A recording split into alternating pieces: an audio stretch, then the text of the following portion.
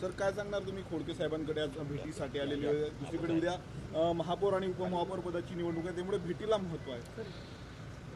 माननीय अजितदादा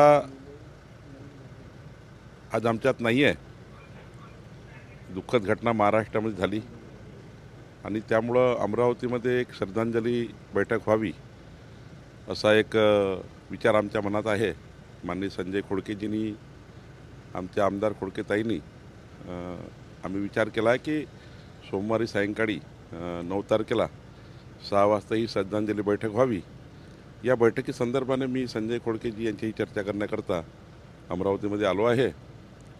आणि उद्या उपमहापौराच्या निवडणुकीमध्ये माननीय संजय खोडकेजी यांनी समर्थन दिलंच आहे. त्यामुळं राजकीय चर्चा नव्हती. अजितदादांच्या या दुःखद निधनाबद्दल श्रद्धांजली बैठक घेण्याकरता ही बैठक होती. सर सुरुवातीला बोललं जात होतं की रवी राणा असतील तर खोडके महायुतीमध्ये येणार नाही, परंतु आता सोबत आलेले आहेत. उपमहापौर पदासाठी राष्ट्रवादी सोबत असणार का? 100% असणार. माननीय रवी राणांचाही याच्याबद्दल काही आता फार त्यांचा हे नाही आहे.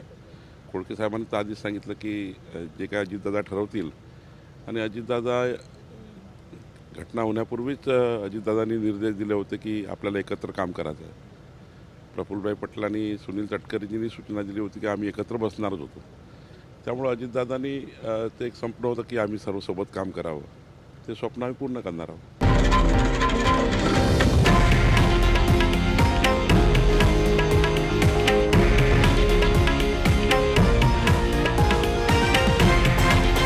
हे आहे देशातील नंबर 1 न्यूज नेटवर्क आणि आपण पाहत आहात TV9 मराठी, एकमेव.